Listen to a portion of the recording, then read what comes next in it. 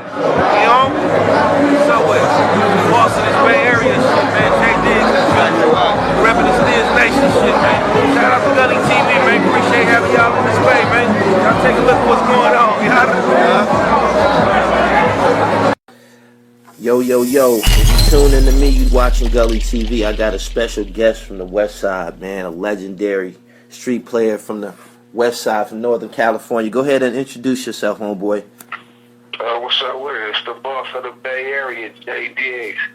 President of Mac Dre Stiz Entertainment, man. What's up with it, Gully TV? Oh, man. I got a chance to run into you last summer at some type of talent show out there, and I think it was might have been Santa Rosa or some shit like that. You gave me a drop. It's been love ever since. I brought you here because as you know, I'm an East Coast dominated platform, and I would like to introduce you and your story to my audience. So go ahead and give them your rundown. I mean, shit, where do I start at, man? You can start from the romp. Start from the romp, Jay. Start from the romp. I mean, you know, first and foremost, you know, I come from a crew out the Bay Area called the Romper Room crew. You know, I mean, our story was featured on the BET's American Gangster. They got a few documentaries out. They had Celebrity Crime Files. I did a few. I did BET, old drama back in the day, Ricky Lake, all the shit on the story. We had a real big bank robbery story that was featured on Unsolved Mysteries in the early 90s.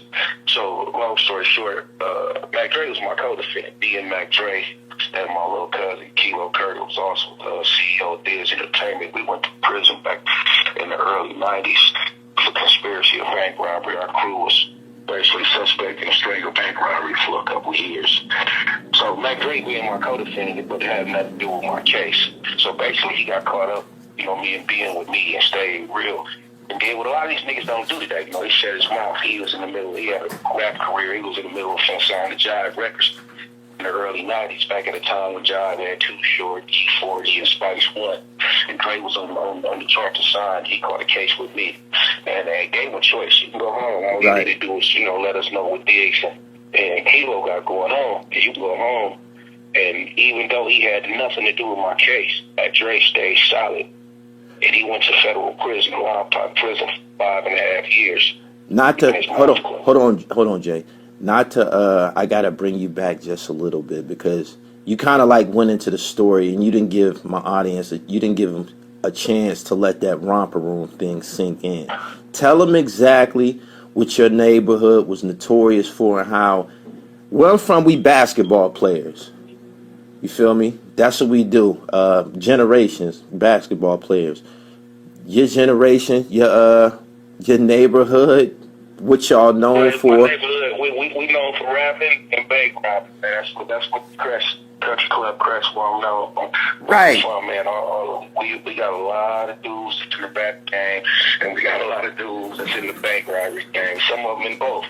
And we got a lot of dudes that's been in prison for over 20 years, or close to 20 years behind this shit. Like, it's been going on for years. So, you know, it's you know, and it's actually, we was the reason why they started putting plexiglass in banks. Right. Back in the late 90s when they started that shit from jumping counters, like we was really them jumping. Now, before the bank robberies and things of that nature came in, the romper room was actually some block shit. That was y'all crew from around the way, right? Yeah. It was just like any other neighborhood crew. It was young homeboys in the neighborhood growing up. You know, we had the same dream that our kids have now. We wanted to be rappers, but at this point in time, wasn't no whole bunch of rappers. Like, we was in the Bay Area. You know, the face of the Bay Area back then was Too Short. So that was kind of like the pattern of the Bay Area. You know, we was young street niggas that was in the game. So we from the Bay Area, we don't gang bands. We don't got Christian Bloods out there. So we got crews. Our neighborhoods is all based on crews. So the Romper Room was our crew. You know, it only consisted of 11 dudes. You know, we weren't no big old crew. It was 11 of us. It's like brother. Right. Call each other cuddies. That's short for cousin and brother. I mean, we cousin brothers. You know, right. So cuddy is a word that we made up in the crest years ago, and that's just how we rock like brothers. And the crest. we really had that real brotherhood, though. You know, a lot of dudes got gangs and they don't even know who's in their gang, shit like that. Like, we was a different type of move. We wasn't just no gang in the streets. They turned us into a gang. We was called a crew. It was Romper Room crew originally. The feds really turned us into a gang, so we ran with it. That's what y'all want to call us, be the gang. But it was really a crew of niggas that was really with the shit as youngsters, as teenagers. So I went to jail at 19 years old. I never seen a day of my 20s on the streets. You feel me? So all that robbery that you were speaking of on American Gangster, when you was like, you looked across the street and seen a news truck, you was 19 right there? I was 19 years old, yeah. That was me and Mac Dre. We caught our case and had an informant basically wearing a wire on me. A nigga that had been working with me had wore a wire on me. He was in the whip with y'all when you seen the news truck? Yeah, he was in the whip with us. He was actually driving the whip. You feel me? It was a crazy situation because he wasn't a nigga that robbed banks, but he actually was the nigga who used to steal cars from me for like a year and a half. Like he knew that all my cars that was being used in robberies, and that's how he got on. That's how the feds got on to him. He fucked around and slipped and left a print on one of the cars in one of the robberies. And they knew that he was a GTA nigga. They like, you don't rob no banks, but you steal cars, and you've been stealing cars for whoever these niggas is robbing these banks. But at the first time when they got on him, he didn't break. And then he fucked around and caught a case behind some other shit that came up to the county jail and got on him. And that's when he broke. And he told him that he had been stealing cars from me. Right. They put a wire on the nigga and told him, look, man, we need you to get these niggas. You know, this shit was unsolved. Like, by the time this had happened, like, that had already been unsolved issues. But they was looking. So that was their real first break. So dude basically put a wire on and told him he was going to get me. He was going to set me up. So I normally only used him to buy, just to steal cars. He was never part of my licks, but this particular lick that was going on was out of town. So I needed him to go out of town to get the car for me. It was a crazy story because it was actually our first show. It was Mac Dre's first big show with Up-C, Ice Cube, and the Mad Circle. Mm-hmm. And it was in Fresno, California. So it was like, we was kids. It was our first show, the road show. So we go out to the city, Fresno, for the first time, and I'm like, okay, this shit virgin shit. They ain't been touched by no bank robberies and shit out here. So I put a lick together, and my whole thing was we gonna come back out here. We met some little bitches out there we fucked with, so I'm like, we're gonna go back out here and knock this shit off. So just so happened when we was getting ready to go back out there, I was fucking with Dre that morning. We to the studio, and I'm like, I'm finna go to Fresno. He's like, man, I wanna go. I'm like, nah, Dre, you might want to stay. Me and Kilo Faye will take care of this business down here. He's like, man, I stay at the hotel. I met a little bitch down there, Will's down there. So I'm like, all right, fuck it, come on. You can stay at the hotel. But the whole time, we ain't even know. I'm finna take the dude to take steal the cars from me. I'm not even knowing this nigga got the feds. He got 32 FBI agents follow us from the Bay Area to Fresno. They got on everything. He got a wire on, all the shit. So they tracking the whole lick. He telling them the whole shit, And they come all the way down to the point where, I had him, he's supposed to go steal a car. So you go get a car the night before. He's supposed to go get a car and have it ready for us the next morning. The feds give him the car, make it look stolen. They do all the shit. And all the way up to the point where we get to the bank. And I let him talk me into driving for me. Like, he on some, man, I need some extra money. Let me drive for Kilo, blah, blah, blah. Fuck it, I got you out here. So this is the first time he was ever really part of any of our licks. Right. I let him in some, I've been fucking with you, come on, drive, I'm not the shit up. So the whole time, like I say, he got the wire on, we get over to the bank, I'm finna get ready to jump out the car and go in this motherfucker, and I notice it's a news truck across the street, the kind that got the antennas on the shit. Right. So I'm looking at this truck like, oh, right when I'm finna jump out, I freeze up, like, oh, wait, hold on, that's one of them ones that got the camera somewhere close. Right. So we sitting traveling on now. I'm looking at the truck. This shit tinted out and all the shit. Ain't no camera around. And then I'm looking around. I'm starting seeing back then they had the little feds cars when they used to have the long antennas on the back. I know Yeah. This was early 90s shit. They used to have like Aries and all this type of shit. So we starting to see all the little signs now. Like, it's feds in the area, man. I'm like, oh, this ain't good. Something ain't right. So I shut it down. I'm telling dude, come on, let's go. He's still trying to get us like, oh man, come on, let's do that. I'm like, nah, let's go. This shit ain't good. So we leave the lick, go back to the hotel to pick up Mac Dre, leave the city. When we on our way back from the city, that's when they get on us. They're like, we got to take them down. It was a whole nother story. We basically seen them following us on the way back. So they noticed that we noticed them. Y'all still had the hammers on y'all? Yep. still had it. I got charged. With gun. It was only one gun. You don't need no whole lot of gun. It wasn't going there with one gun. It was a pistol. It was mine. I got charged with the gun. They charged me with the ringleader charge and shit. I get 10 years. My little cousin Kilo get 8. They give Mac Dre 5 just for conspiracy. His role was you knew what they was going to do. You didn't tell the police, even though they surveillance said that Mac Dre wasn't with us. He wasn't in the car. They know he didn't have nothing to do with the planning, but they did know that he knew. They could prove that he knew that we were going to Fresno to rob a bank, and he went with us. Wow. So that was his whole case. His whole charge was staying real for his niggas, and he really went to jail for that shit for shutting his mouth. And that's one of the reasons why the base fucks with you so tough. Oh, like that was an unbelievable story. You know, to a lot of niggas, like, damn, this nigga really stayed solid, went to the feds for his niggas, and he could have went home. Like, they really offered him a deal. Like, look, bro, you don't have to do none of this shit. You can be released today. We just need a statement and let us know that you will cooperate when it's time to prosecute these, because they knew they was on us. Right. And they knew that, you know what I mean? But they wanted Dre.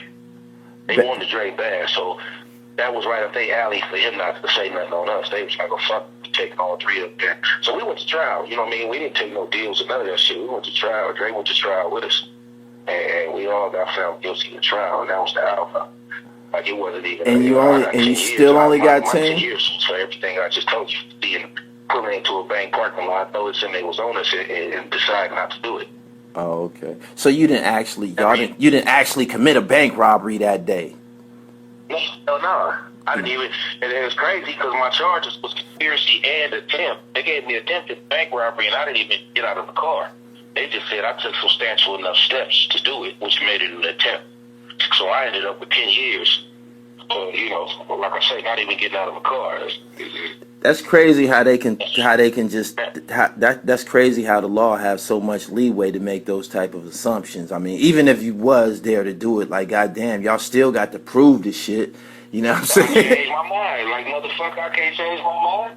Exactly. What you telling me? I was going to do it. But basically, I said I wasn't going to do it no more. So you telling me I can't change my mind? I'm going to kill. I'm still going. Exactly. That's crazy. That's crazy. And that's what us. And that's what the whole, if anybody know anything about conspiracy, when you deal with the feds, when that word come up, you can call it a rap. Because the word conspiracy doesn't even mean you got to commit a crime. All you got to do is talk about it. You feel me? Right. Conspiracy is right now, me and you could be on the phone, and I could say, my nigga, I need 1,000 pills. And you could say, I got you.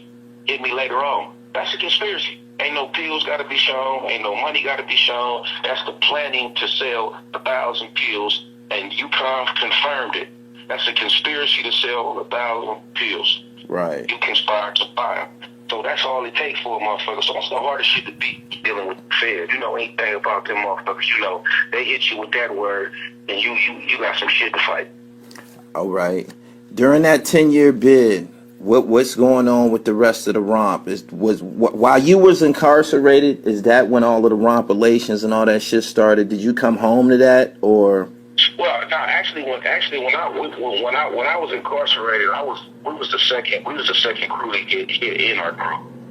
So we get hit, and a few months later, 4 more niggas get it, and my crew get hit, but they get hit in an actual bank robbery. One of them, Coolio, the underdog, other niggas on my crew, they got hit with an actual bank robbery.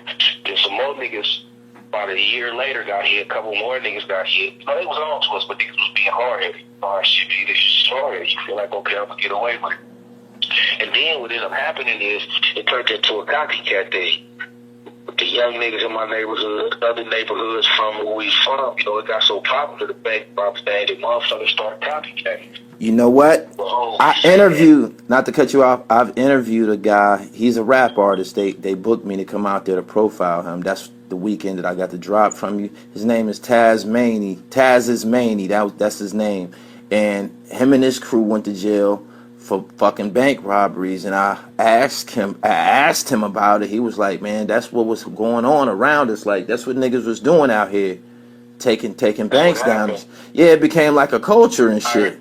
We inspired all the young niggas that they seen us, our movement, and how we really got away with it for a whole, you feel me, it was this rap bastard it was this rat bastard that took our shit down. Like, had that not happened, we was good. We was fucking the game up. So, and that's what happened. They, they looked up to it. We was kids. We was kids. We was really fucking it up. So, the youngsters that was around, they seen that shit. Then the shit hit the news, and then they got to seeing all the videos and all the shit. Like, they, these niggas cowboys. We was running in. We wasn't doing no notes and none of that shit. We was running in junkie counters. You know what I mean? We hitting the drawers ourselves and doing all the shit. So, and at the time when the feds and them was first came in looking at it, they was thinking it was motherfuckers that could be police officers. They had all kind of suspicions at first until they started saying, okay, these niggas. Oh, y'all was that tactical with it. Yeah, these are some niggas. they had to figure it out first. They didn't know it was no kids. That's the last thing they thought. It wasn't no teen. They didn't think it was no teenagers.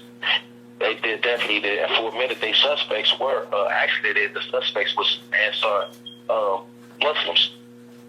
That's who they thought it was because around the time a Brinks truck had got hit, and these Muslims was a suspect in this Brinks bank truck where they had one of the cars that got killed. So they thought for a minute they was confused on who it was. They thought it was really this Muslim group for a minute. Right. And they figured it out with these damn kids from this little neighborhood. And they got that from tracking the cars. That's what it all came down. The cars is what gave it away. They was fucking, all these stolen cars was coming about to be right here. I was having this dude steal a car. He right from the L, big as a dot. So all these cars was coming from somewhere close to my neighborhood. And then they was ending up right around the corner from these banks and shit stolen. Because once I hit the bank with the stolen car, all I would do was drive around the corner and switch cars, jump in another car. Yeah. So, it was there. The car was always there. So then they traced the car, and the car would come back to the neighborhoods and to the left that was close to our neighborhoods. Yeah. Like, hold on, this shit is starting. That was one of the patterns. Got it. It was like, hold on, this shit is all coming from the same little area. And we was hitting banks in different little cities, but the cars were still coming back to our city. Right.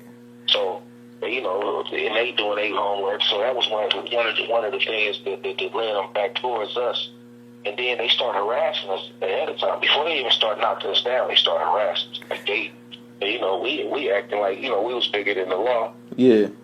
So, you know, they pulling up on us and doing all this shit to where Mac Dre made a song called Pump Police. He right. telling them, like, man, you sweat me about bank robberies. You can't even find the motherfuckers doing it. So the song was big because he was actually talking to the police, like, man, y'all got a one-track mind and you can't even find them to rob you blind.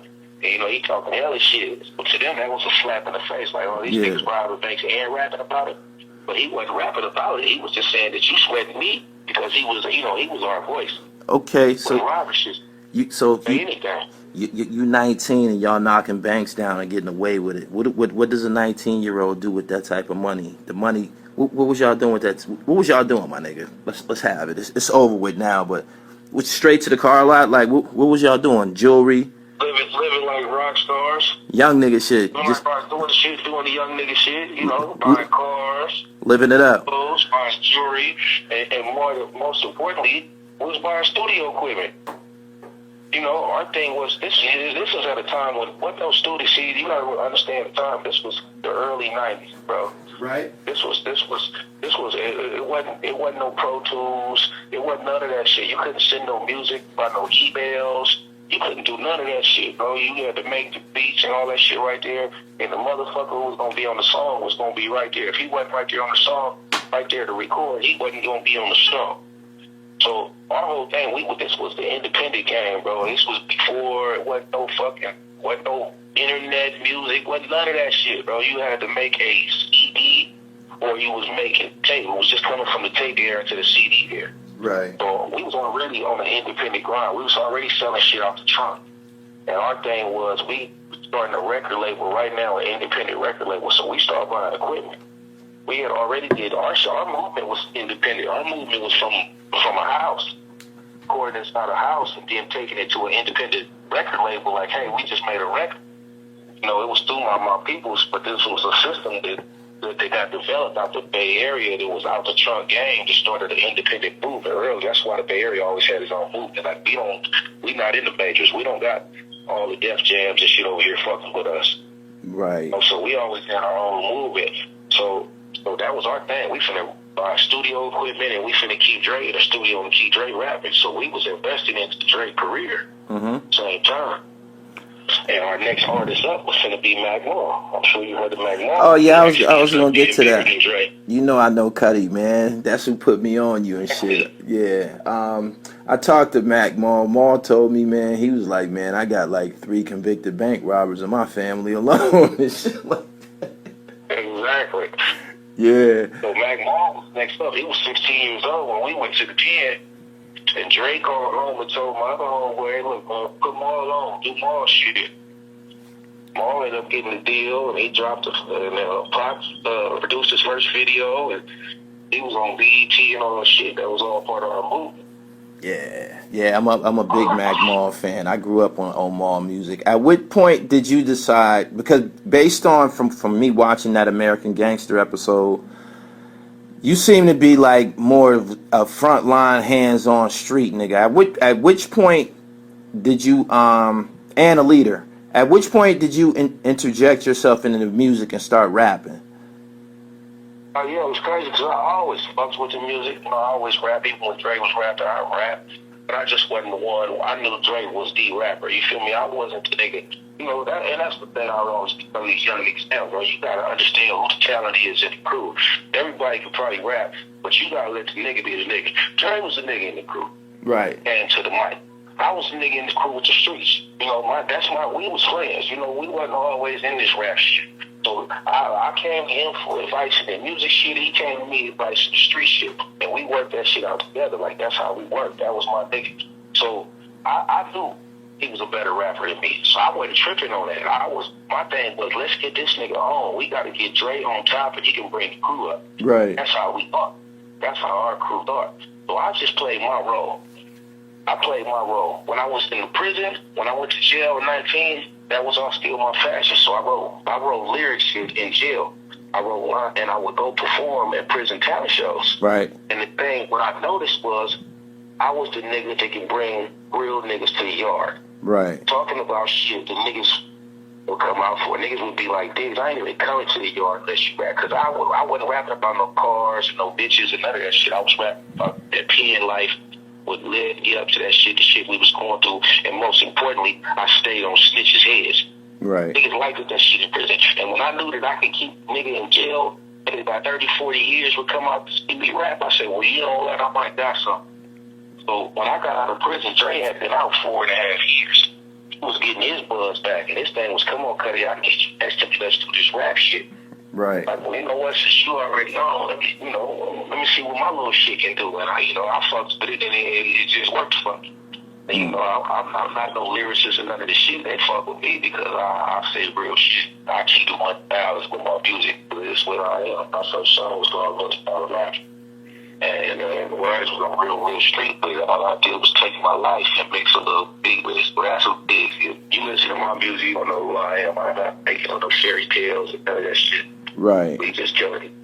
Let me ask you something, Diggs.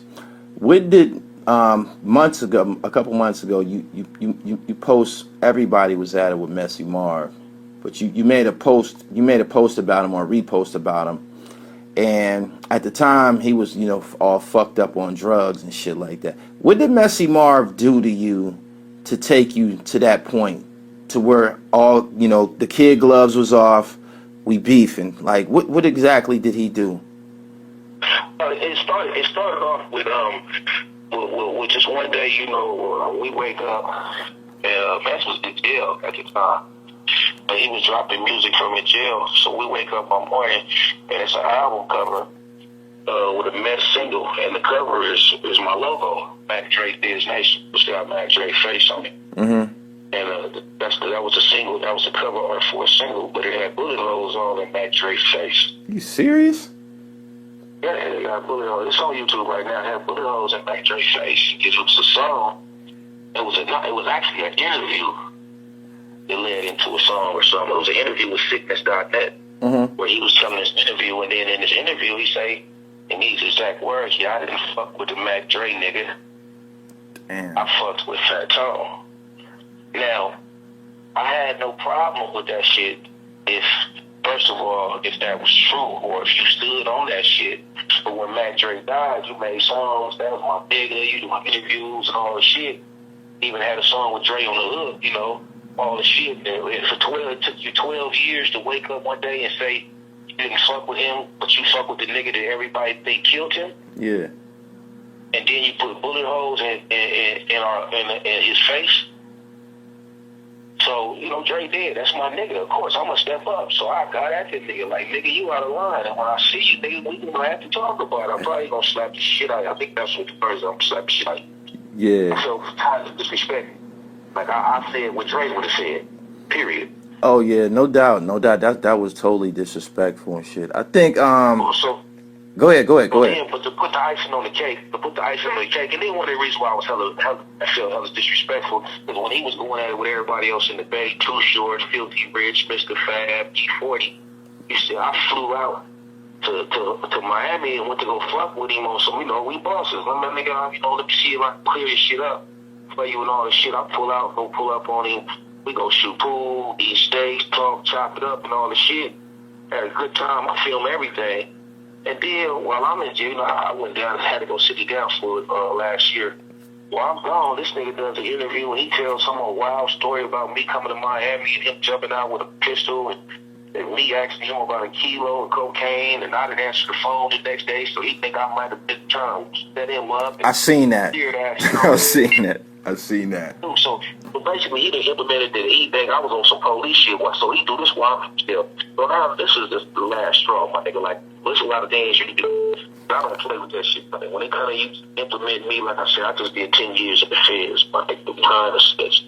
You feel me? So my outlook, my thoughts, my nigga, the way I get down, I don't fuck around. Anybody know me, know I don't fuck. I just had to get my own brother career, basically, in this game, because he was a rat. Like, I don't play. I don't care who you is. I told my son, you tell on the man you can't come to my house.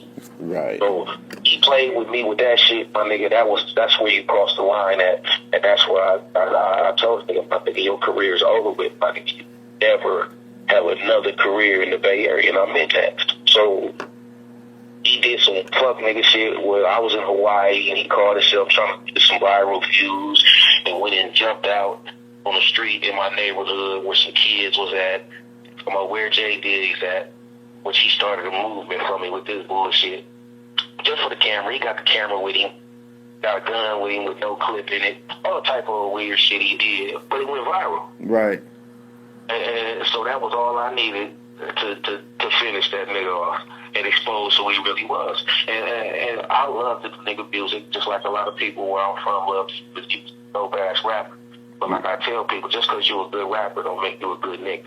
He was a fuck nigga, and all I did was expose him for what he was. And they got the fans got to find out that, yeah, nigga, you've been following a dope fiend, you've been following a nigga that talks to himself, he half crazy, he can rap good a little bit, but at the end of the day, this nigga makes up stories, like his name is Messy Marv. You feel me? So he lives up to it. And it's crazy because I did an interview similar to this with the radio station KMPL a few months back, and I told the same story about how this nigga make up stories. And then the very next day after the interview dropped, this nigga gets online on his page. He got talking about there's another Bay Area legend named Lil D from out here. Got to talk about, man, I just witnessed Lil D get killed in Oakland and blah, blah this and blah, blah that. To whereas Lil D had to go online and like, man, I'm all right. Man, y'all don't do nothing. Like, yeah, I seen that. Crazy. Like, he was just say anything out of his mouth. So it was just to the one to whereas as Will was just trying to expose the nigga for who he was because he had a voice. You know, when you rap niggas, you know, and you got a little bit fan base, you got a voice. So people will believe shit until they figure out, oh, no, this nigga just that kind of nigga. Yeah. You understand what I'm saying? So I had to basically show the world who he was. That's why I posted that. Like, this nigga's a dope fiend. This nigga smokes crack. He smokes crystal meth. He talks to himself. He do all kind of fuck nigga shit. And that's who he is. So, I just kept it 100, my nigga. You gonna try to call me the police, my nigga? Let me show you who calling who the police. You feel me? And right. That's what I did. Right. That's what I did. Okay. Years ago, I noticed that, you had a relationship with Big MEECH. You and Big MEECH still cool? Still cool. I'm not my nigga. That's my nigga. I love Meech like a brother. We've always been good. Never had no beef, none of that shit. That's my guy. No doubt. How did your relationship with BMF? How did that develop? You know, it's crazy because we started in Miami. This probably had to been 2003 or 2004, and I was down there. Me and Yuck Mouth was down there. I was down there with my camera crew was filming a shit called Trill Television. And while I was down there, they had a big party at the Crowbar. They had, the BMF movement was real big at that time. So Meech was having a big ass party at the Crowbar. I was sliding through on a moped, me and my cameraman, and one of the BMF niggas hit me up. Oh, that's Diggz. J-Diggz, that's Diggz. You know what I mean? I had recognized the nigga. And I spin around on my moped. His name was Big Cuz. I jump out. What's up with it, man? We fuck with you. We fuck with the movement. We just seen Trill TV1. They start introducing me to everything.